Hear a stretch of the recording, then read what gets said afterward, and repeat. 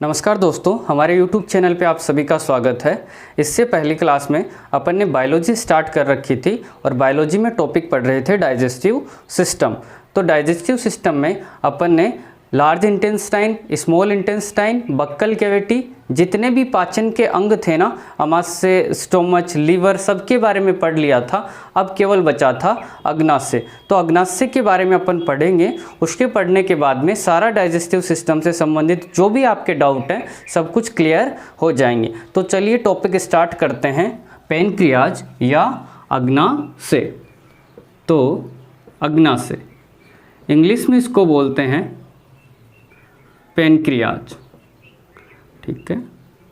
और इसको एक अन्य नाम से भी जाना जाता है, तो वो भी याद रखोगे आप। वो नाम क्या है? लैंगरहैंस द्वीप, ठीक है। अब क्यों कहते हैं ना, ये सब डाउट स्टेप बाय स्टेप आपके क्लियर होते जाएंगे, आप वीडियो के साथ बने रहें। तो लैंगरहैंस द्वीप कहते हैं। प्लस इसके बारे में क्या जानकारी, इसकी संरचना कैसी होती है, कैसी संरचना होती है, दिखने में कैसे दिखता है, ठीक है। जैसे स्टोमच के बारे में अपन ने देखा था कि स्टोमच की जो आकृति होती है ना, वो किस शेप में होती है? जे शेप में होती है। तो जो अमाशय होता है ना, अग्नाशय, तो जो अग्नाशय होता है ना, अग्नाशय की संरचना किस प्रकार की होती है? तो अग्नाशय की संरचना होती है पत्ती नुमा। जो अपनी लीफ होती है ना, पत्ती के जैसे ये दिखता है। और पत्तियों में जैसे हरे पेड़ पौधे होते हैं, उनकी पत्तियों में कौन सा एलिमेंट पाया जाता है? तो मैंने बताया था मैग्नीशियम। आप याद रखोगे, जैसे ही पत्ती नाम आए ना, आपके दिमाग में आ जाना चाहिए मैग्नीशियम। अब शरीर की जब सबसे बड़ी ग्रंथि की बात आती है ना, तो कौन थी? लीवर।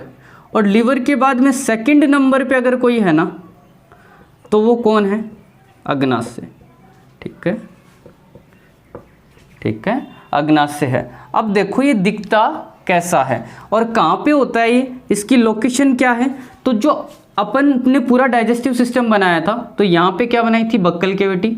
उसके नीचे क्या बनाया था? स्टोमच। इधर क्या बनाया था? लीवर। और लीवर से इधर कनेक्ट क्या किया था? अग्नाशय। तो ये कहाँ पे पाया जाता है? अमाशय के नीचे, अमाशय के नीचे की तरफ, ठीक है। और किस ओर पाया जाता है? तो बाईं ओर पाया जाता है, बाईं ओर। तो ये सिंपल से 4 क्वेश्चन आप ध्यान में रखोगे।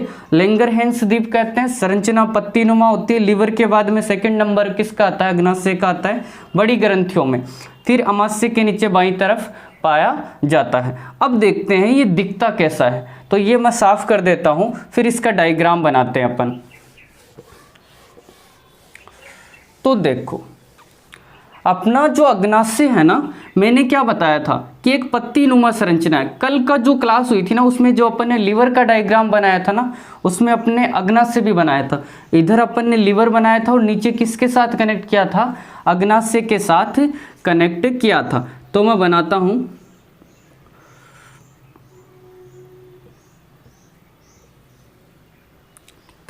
ये मैंने बना दी एक लीफ जैसी संरचना, एक पत्ती बना दी, ठीक है। ये मैंने एक पत्ती बना दी और ये पत्ती नुमा जो संरचना दिख रही है ना, यही अपना क्या है? अग्नाशय है, ठीक है। इधर से क्या आएगी? एक नलिका आएगी, एक डक्ट आएगी, जिसे अपन ने कल क्या नाम दिया था? Pancreas duct. तो ये हो गई अपनी पैनक्रियाज डक्ट। और ये ऊपर चली जाएगी और ऊपर जाके किस में मिल जाएगी? अपन ने जब लीवर पढ़ रहे थे तो उसमें अपन ने देखा था कॉमन बाइल डक्ट क्या लेके आती है? बाइल जूस लेके आती है। ऊपर वो कॉमन बाइल डक्ट आ जाएगी, फिर सिस्टिक डक्ट आ जाएगी, फिर इधर लीवर कनेक्ट हो जाएगा। तो ये जो पत्ती जैसी संरचना दिख रही है ना, यही अपना क्या है? अग्नाशय है, यानी कि पैनक्रियाज है, ठीक है। इसमें ये वाली डक्ट कौन सी है? तो पैनक्रियाज डक्ट है, पैनक्रियाज डक्ट। और ये बाहर की तरफ ऊपर से जो आ रही है, इसका नाम क्या है? तो कल की क्लास में अपन ने देखा था कॉमन बाइल डक्ट, ठीक है। और इधर से ये बाहर की तरफ निकल जाता है, फिर ऐसे।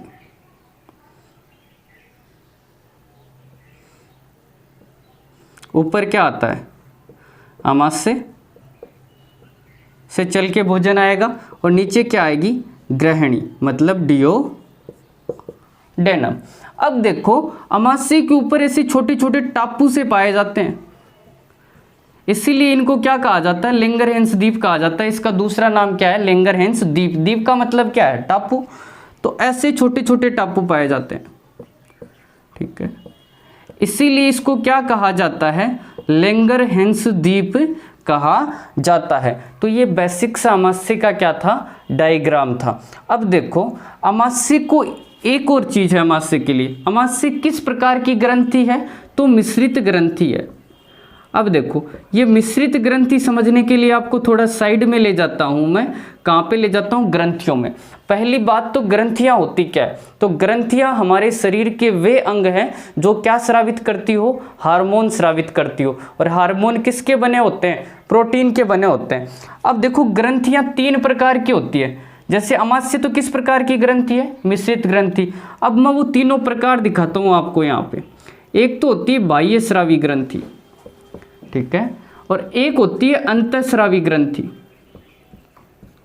ठीक है, और एक होती है मिश्रित। ये 3 प्रकार की बेसिक सी ग्रंथियां होती है हमारे शरीर के अंदर, अंतःस्रावी, बाह्यस्रावी और मिश्रित।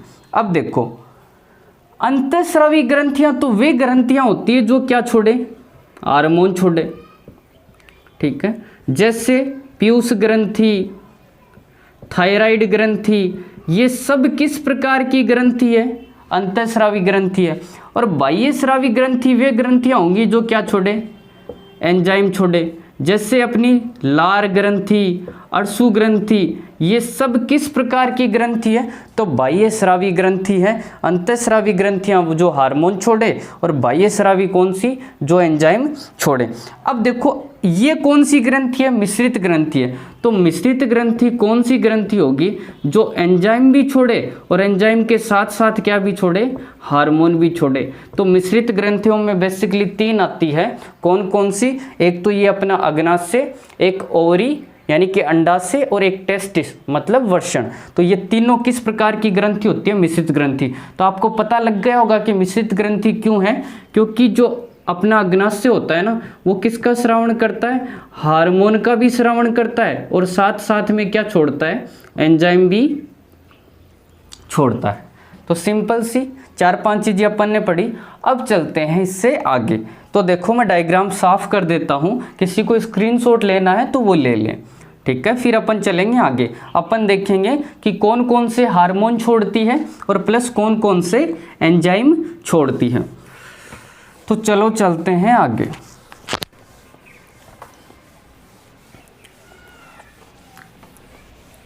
अब अमाशय को लैंगरहैंस द्वीप किस लिए कहते हैं, ये छोटे छोटे टापू है, और इन्हीं टापुओं पे क्या होती है, 3 तरह की कोशिका होती है अमाशय के अंदर, अल्फा कोशिका, बीटा कोशिका प्लस गामा कोशिका। ये 3 कोशिकाएं पाई जाती है कहाँ पे, अमाशय पे, अल्फा, बीटा और गामा, ठीक है। और ये तीनों ही छोड़ती है क्या, हार्मोन। अब इनका क्वेश्चन आता है कि इंसुलिन हार्मोन कौन सी कोशिका छोड़ती है, तो चैट बॉक्स में आप आंसर दें, अपन पढ़ेंगे अभी। जो अल्फा कोशिका होती है ना, वो एक हार्मोन का स्रावण करती है जिसका नाम है ग्लूकागोन। कौन सा, ग्लूकागोन। और बीटा कोशिका किस हार्मोन का स्रावण करती है, तो उसका नाम है इंसुलिन, इंसुलिन। और गामा कोशिका कौन से हार्मोन का स्रावण करती है, तो उसका नाम है सोमेटोस्टेरिन,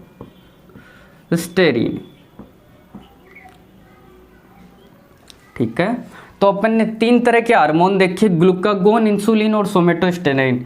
कौन छोड़ती है, अल्फा कोशिका, बीटा कोशिका और गामा कोशिका। कहाँ पे पाई जाती है, तो अग्नाशय पे पाई जाती है। ये मोस्ट इंपॉर्टेंट क्वेश्चन है, काफ़ी बार पूछा जाता है कि इंसुलिन का श्रावण अग्नाशय में किस प्रकार की ग्रंथि करती है, तो बीटा कोशिका करती है। अब ये हार्मोन काम क्या करते हैं, ठीक है।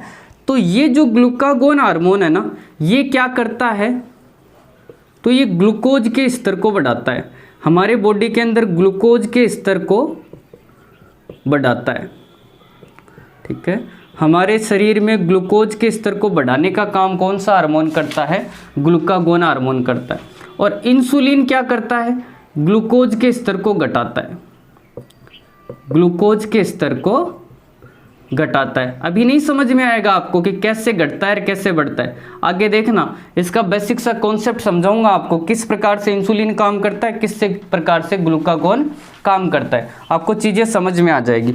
और सोमेटोस्टेरोन क्या करता है, देखो कई व्यक्ति होते हैं हाइट बढ़ती जा रही है बढ़ती जा रही है, रुकने का नाम ही नहीं ले रही, तो मतलब उनकी शारीरिक ग्रोथ होती जा रही है, मोटे हुए जा रहे हैं गोलू मोलू, ठीक है। तो सोमेटोस्टेरोन क्या करता है, शरीर की शारीरिक वृद्धि को रोकने का काम करता है, शारीरिक वृद्धि को कंट्रोल करता है,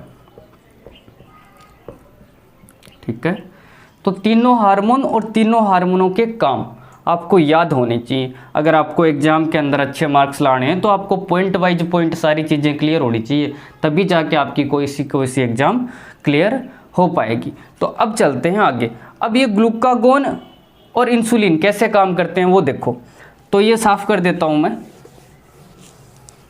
अब देखो, अपन जो खाना लेते हैं ना वो किस रूप में लेते हैं, स्टार्च के रूप में लेते हैं। और ये स्टार्च क्या है, एक तरह का कार्बोहाइड्रेट है। और कार्बोहाइड्रेट में भी कौन सा कार्बोहाइड्रेट है, पॉलीसेकेराइड है। कौन सा, पॉलीसेकेराइड। अब ये खाना हमारे डाइजेस्टिव सिस्टम में से गुजरकर लास्ट में किस में टूटेगा, ग्लूकोज में टूटेगा, क्योंकि ग्लूकोज क्या है, कार्बोहाइड्रेट की सबसे सिंपलेस्ट फॉर्म है, सबसे लास्ट की यूनिट क्या है, ग्लूकोज है। अब खाना टूट गया किस में, ग्लूकोज में। और वो ग्लूकोज में टूटा कहाँ पे, छोटी आंत में। पाचन की सबसे ज़्यादा प्रक्रिया कहाँ पे होती है, छोटी आंत में। तो छोटी आंत में क्या है, ग्लूकोज है।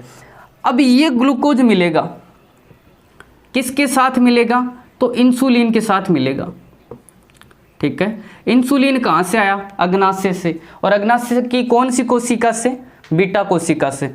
इन दोनों ने एक अपने साथ टाइप कर लिया, जुड़ गई ये दोनों।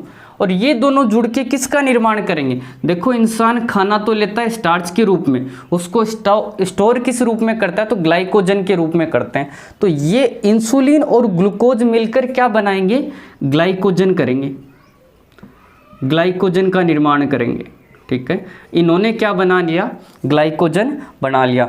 और ये ग्लाइकोजन है ना, ये चला जाएगा कहाँ पे, अपने लीवर में। लीवर किसका संचालन करता है, पोर्टल शिरा तंत्र का संचालन करता है। अब पोर्टल शिरा द्वारा कहाँ पे चला गया, लीवर में। और लीवर में मानो क्या करता है, खाने को स्टोरेज करता है, ठीक है। अब जब भी आपको जरूरत होगी ना, तो आपके पास क्या पड़ा है, ग्लाइकोजन। ये ग्लूकोज किसके साथ मिला, इंसुलिन के साथ मिला, और क्या बना लिया, ग्लाइकोजन। ग्लाइकोजन कहाँ पे, स्टोरेज है, लीवर में। तो एक तरीके से इंसुलिन ने क्या किया, ग्लूकोज को खत्म किया, किस में बदल दिया, ग्लाइकोजन में। तो सिंपल सा क्वेश्चन, इंसुलिन क्या करता है, ग्लूकोज के लेवल में क्या करता है, कमी करता है। अब एक और हार्मोन पढ़ा अपन ने, कौन सा, ग्लूकागोन। अपन ने खाना तो स्टोरेज कर रहा है ग्लाइकोजन के रूप में। अब जब भी अपने को जरूरत होगी, आपने खाना नहीं खाया, आपका फास्ट चल रहा है, ठीक है, तो आपको क्या जरूरत है, ग्लूकोज की जरूरत है। तो लीवर क्या करेगा, इस ग्लाइकोजन को स्रावित कर देगा कि बॉडी को जरूरत है, ग्लाइकोजन दे देते हैं। अब ग्लाइकोजन तो हमारे शरीर के लिए ऊर्जा दे नहीं सकता, ऊर्जा देने का काम कौन करता है, ग्लूकोज। तो ये ग्लाइकोजन है ना, वापस किस में बदलेगा, ग्लूकोज में। और ये ग्लूकोज में बदलने का काम करवाएगा कौन, तो अपन ने जो हार्मोन पढ़ा था ना, ग्लूकागोन, वो क्या काम करता है, ग्लाइकोजन को ग्लूकोज में तोड़ता है। तो ग्लूकागोन ने क्या कराया, वापस ग्लूकोज बना दिया। तो ग्लूकागोन हार्मोन क्या करता है, ग्लूकोज के स्तर में बढ़ोतरी करता है। और इंसुलिन क्या करता है, ग्लूकोज के स्तर में क्या करता है, कमी करता है। तो सिंपल सी इस चीज़ से समझ में आई होगी। आपने खाना लिया स्टार्च के रूप में, किस में चेंज हुआ, ग्लूकोज में। ग्लूकोज मिला किसके साथ, इंसुलिन। इंसुलिन कहाँ से आया, अग्नाशय से। अग्नाशय की कौन सी कोशिका से, बीटा कोशिका से। और खाना किस में चेंज हो गया, ग्लाइकोजन के रूप में। ग्लाइकोजन कहाँ पे स्टोरेज होता है, लीवर में होता है, ठीक है। लीवर से निकलते ही ग्लाइकोजन को वापस ग्लूकोज में तोड़ने का काम कौन सा हार्मोन करेगा, ग्लूकागोन हार्मोन करेगा। तो ये पूरी प्रोसेस है। देखो ग्लूकोज से वापस ग्लूकोज मिल गया, अपन ने स्टोरेज भी कर लिया और वापस भी प्राप्त हो गया, ठीक है। तो इसलिए ये तीनों हार्मोन काम करते हैं, ग्लाइकोजन, ग्लाइकोगोन, ग्लूकागोन और इंसुलिन, ठीक है। अब अपन चलते हैं इंसुलिन के बारे में पढ़ते हैं, ठीक है। मैं आशा करता हूँ ये आपको समझ में आ गया होगा। फिर भी आपके अगर कोई डाउट रहते हैं तो अपनी ऑफलाइन क्लासेस के अंदर क्लियर कर लेंगे। तो देखो इंसुलिन बड़ा इंपॉर्टेंट है, ठीक है। क्वेश्चन आते हैं, इंसुलिन की उत्पत्ति है ना नॉर्मली इंसुला शब्द से हुई है, इंसुला शब्द इससे हुई है। और जिसने इसकी खोज की थी ना उस वैज्ञानिक का नाम था बैटिंग और बेस्ट। तुम्हारी बैटिंग आती है ना, क्रिकेट खेलते हो तब, और बैटिंग क्या करते हो तुम, तुम्हारी आती है, तुम करते तो बेस्ट ही हो, लेकिन फर्स्ट बॉल में आउट हो जाते हो, तो वैसे याद रख सकते हो तुम्हारी बैटिंग आई, तुमने क्या किया, बेस्ट किया। तो बैटिंग और बेस्ट ने क्या की, खोज की, किसकी, इंसुलिन की। अब इंसुलिन की खोज तो बैटिंग और बेस्ट ने की, इंसुलिन की संरचना का पता किसने लगाया कि इसका आकार कैसा है, इसकी स्ट्रक्चर किसकी है, कैसी है। तो एक वैज्ञानिक का और नाम याद रखना है जिनका नाम है फ्रेडरिक सेंगर, ठीक है। ये हो गई संरचना। अब इंसुलिन के अंदर कौन सी धातु पाई जाती है, कौन सा तत्व पाया जाता है, इंसुलिन में कौन सा तत्व पाया जाता है, तो याद रखोगे Zn। Zn क्या है, जिंक है, ठीक है। अब और आगे चले तो देखो इंसुलिन से संबंधित दो बीमारियां हैं, ठीक है, आजकल बहुत ज़्यादा हो रही है। अगर किसी व्यक्ति के शरीर में इंसुलिन कम स्रावित हुआ, इंसुलिन का कम मात्रा में स्रावण होना,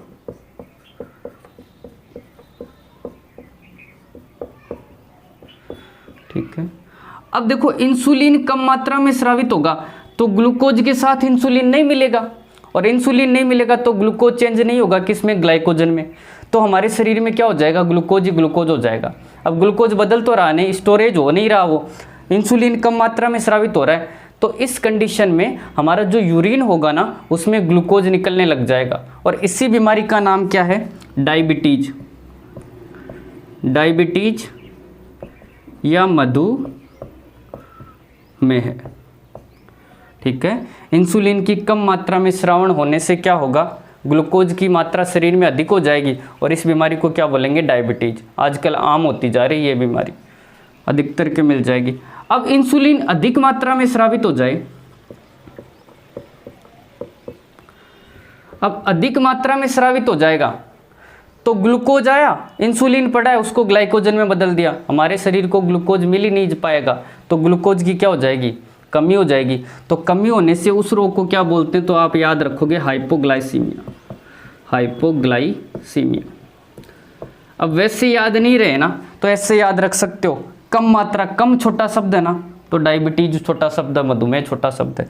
ज़्यादा, अधिक मात्रा, ज़्यादा आएगा या अधिक आएगा, तो अधिक बड़ा शब्द है ना, तो हाइपोग्लाइसीमिया। तो इंसुलिन के बारे में, इंसुला शब्द खोज बैटिंग व बेस्ट ने की, संरचना फ्रेडरिक सेंगर, तत्व है जिंक पाया जाता है। इंसुलिन का कम मात्रा में स्रावण होना क्या है, डायबिटीज है। अधिक मात्रा में स्रावित होना क्या है, हाइपोग्लाइसीमिया।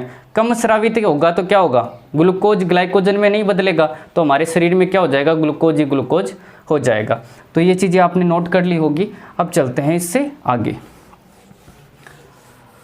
अब अपने सामने एक नाम आया जिंक। देखो जैसा कि कोई नाम आए तो उसको पकड़ लिया करो। ये लिखा मैंने Zn, जिंक। एटॉमिक नंबर मतलब परमाणु क्रमांक कितना होता है, बताओ कमेंट बॉक्स में। ठीक है, 30 होता है।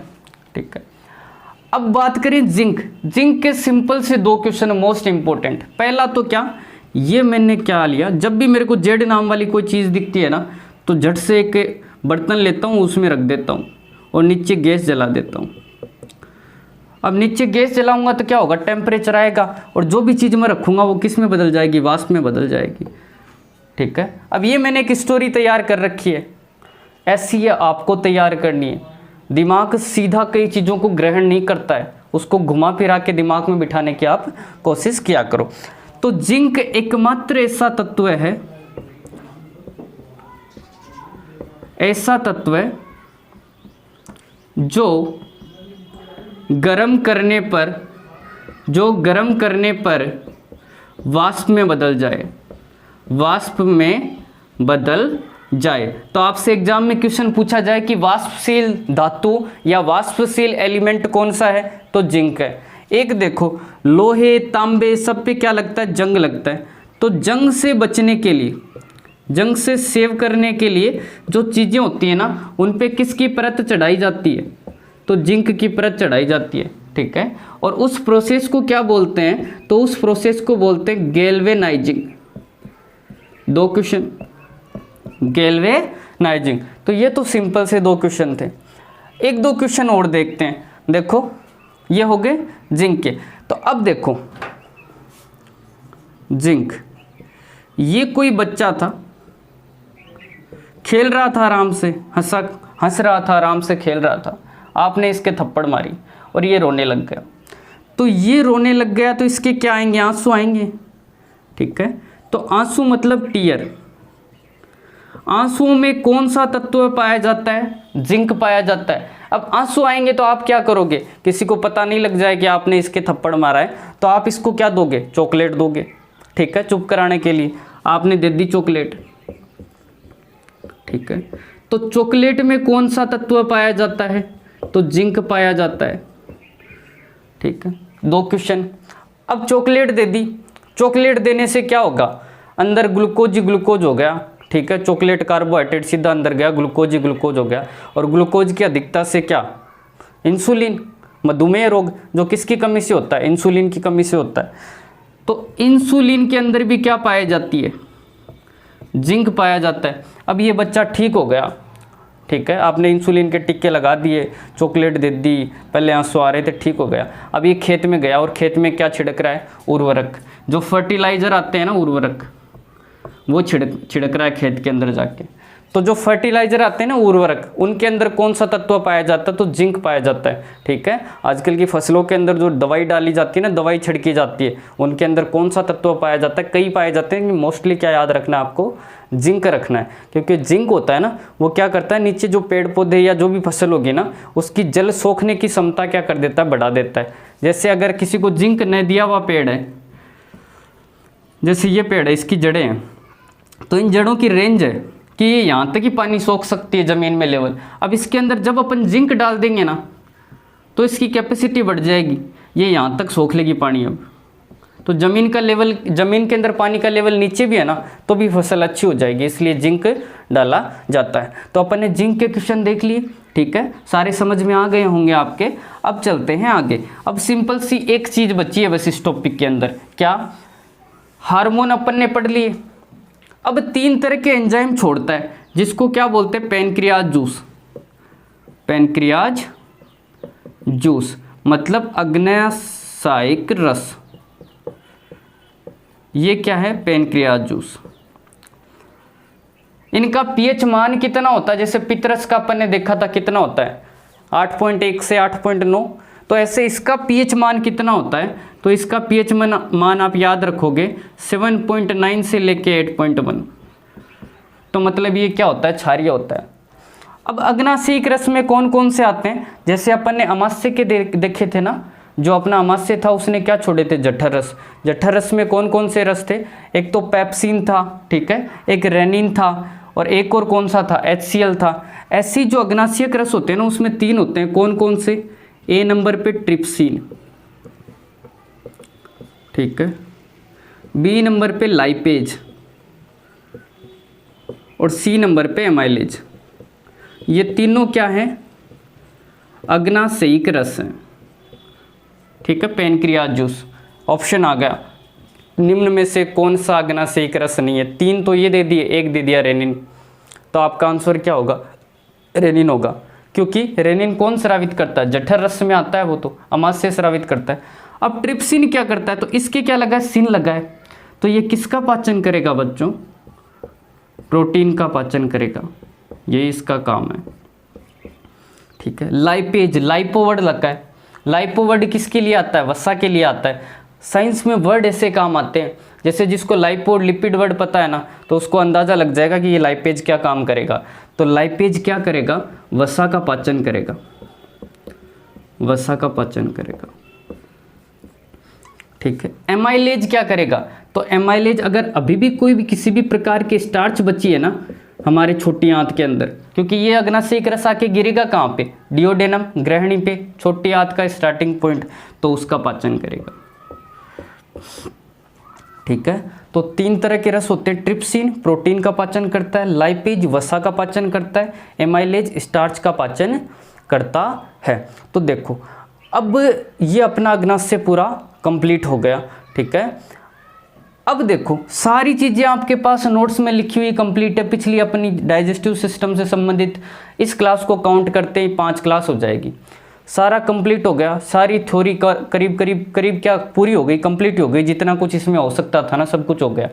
अब उन कड़ियों को जोड़ना स्टार्ट करो अपने हिसाब से, जैसे ही जोड़ दोगे तुम्हारा पूरा डाइजेस्टिव सिस्टम तैयार है। ठीक है, देखो मैं जोड़ के दिखाता हूँ, 5 मिनट में देखते हैं, पूरा सारा रिवाइज हो जाएगा। सबसे पहले क्या आया, बक्कल कैविटी। बक्कल कैविटी मतलब मुख गुहा। देखो स्टेप बाय स्टेप, मुख गुहा के अंदर क्या होगा, सबसे पहले खाना जाएगा। अब खाना जाते ही यहाँ पे क्या होंगे, ऑर्गन होंगे, कौन कौन से, एक तो टीथ होंगे और एक क्या होगी अपनी टोंग होगी, मतलब जीभ होगी। ठीक है, और क्या होंगे, लिप्स होंगे। अब ये तीनों अपना अपना काम करेंगे। जीभ तो क्या करेगी, खाने को मिक्स करेगी। ठीक है, लिप्स उस तरल भोजन को बाहर आने से रोकेगी, टीथ उसको काटने छांटने का काम करेंगे। ठीक है, अब यहाँ पे 2 तरह के एंजाइम निकलेंगे, एक तो टाइलिन और एक लाइसोजाइम। ये क्या काम कर देंगे, तो टाइलिन तो क्या करेगा, जो अपनी स्टार्च होगी ना, स्टार्च को किस में बदल देगा, माल्टोज में बदल देगा। ठीक है, अब माल्टोज में बदलने के बाद में लाइसोजाइम क्या करेगा, तो जो भी खाने में जीवाणु होंगे उनको क्या कर देगा, नष्ट कर देगा। बक्कल कैविटी का काम हो गया। बक्कल कैविटी से खाना निकलेगा कहाँ पे जाएगा, एसोफेगस में। एसोफेगस में आपको पता ही है किसी भी प्रकार की पाचन की कोई भी प्रोसेस नहीं होती है, खाना सीधा कहाँ पे आ जाएगा, अपने अमाशय के अंदर आ जाएगा। तो ए बी, अब सी स्टेप आएगी, 3rd स्टेप। खाना कहाँ पे आ गया, अमाशय के अंदर आ गया। सी नंबर पे खाना कहाँ पे आया, अमाशय में। अमाशय में आपको पता ही है कि 3 तरह के रस निकलेंगे, कौन कौन से, एक तो HCl, एक निकलेगा पेप्सिन और एक निकलेगा रेनिन। आपको पता ही जिनके इन लगे वो सब प्रोटीन का पाचन करेंगे। तो पेप्सिन क्या करेगा, प्रोटीन को तोड़ देगा, किसमें, पेप्टोन में। तो क्वेश्चन आया सबसे पहले प्रोटीन का पाचन कहाँ से स्टार्ट होता है, अमाशय से। HCl क्या करेगा, खाने को क्या कर बना देगा, अम्लीय बना देगा, और खाने के अंदर अभी भी कोई जीवाणु है तो उनको नष्ट कर देगा, प्लस खाने को क्या बचाएगा, सड़ने से बचाएगा। ये HCl के काम आ गए। रेनिन क्या करता है, दूध में एक प्रोटीन पाया जाता है कैसिन, उसका पाचन करता है। ठीक है, रेनिन, ये अमाशय का काम हो गया। अब अमाशय ने अपना काम कर दिया, अमाशय में कुछ देर तक खाना रुका और रुक के कहाँ पर पहुँच जाएगा, 4 नंबर पे ग्रहणी पे पहुंच जाएगा। ग्रहणी क्या है, छोटी आंत का पहला हिस्सा है, यहाँ पे खाना पहुंच गया। अब देखो ग्रहणी पे पहुंच गया ना खाना, तो ग्रहणी पे क्या होगा, इधर से तो पित्त चल के आएगा लीवर से। ठीक है, और इधर से कौन चल के आएगा, पेनक्रियाज जूस, मतलब अग्नाशयिक रस, ये इधर से चल के आएगा। और दोनों का pH मान कितना होता है, 8 के समथिंग होता है, तो मतलब दोनों क्या है, क्षारीय। तो ये जो ग्रहणी है ना, इस पे जो भी खाना होगा ना उसको ये क्या बना देंगे, ये दोनों जूस क्या बना देंगे, क्षारीय बना देंगे। ठीक है, प्लस इसके अंदर अग्नाशयिक रस के अंदर क्या आया, ट्रिप्सिन आया। ट्रिप्सिन क्या काम करेगा, पहले पेप्सिन ने तो प्रोटीन को किस में तोड़ दिया, पेप्टोन में तोड़ दिया। अब जो पेप्टोन है ना यहाँ पे, उस पेप्टोन को किस में तोड़ देगा, अमीनो अम्ल में तोड़ देगा, क्योंकि प्रोटीन किससे मिलकर बनते हैं, अमीनो अम्ल के बहुलक होते हैं। तो ये काम किसने कर दिया, ट्रिप्सिन ने कर दिया। ये पित्त क्या करेगा, वसा होगी ना, वसा को छोटी छोटी बूंदों में तोड़ देगा। ठीक है, पित्त ने काम कर दिया। इधर से क्या आएगा, लाइपेज आएगा। ठीक है, इधर से क्या आया, लाइपेज, अग्नाशयिक रस के अंदर, जो क्या करेगा, इन छोटी छोटी बूंदों को किस में तोड़ देगा, वसीय अम्ल में तोड़ देगा, वसीय अम्ल में तोड़ देगा। सारी चीज़ें टूटती जा रही है। ये काम सारा कहाँ पे हो रहा है? ग्रहणी के नीचे वाले हिस्से में, मतलब छोटी आंत में। ये सारा काम कहाँ पे हो रहा है? छोटी आंत में। अब सिंपल सा, छोटी आंत में ये टूट गई, वसा टूट गई, सारा पेप्टोन टूट गया, मतलब प्रोटीन का पाचन हो गया। सारा पाचन होके जो भी जरूरी चीज़ें हैं ना शरीर के लिए, उनका अवशोषण कर लिया जाएगा, उनको रख लिया जाएगा। और फिर जो कचरा बचेगा ना, जो वेस्ट बचेगा, ये सारी प्रोसेस होने के बाद में जो भी वेस्ट बचता है वो किसके पास भेज दिया जाएगा?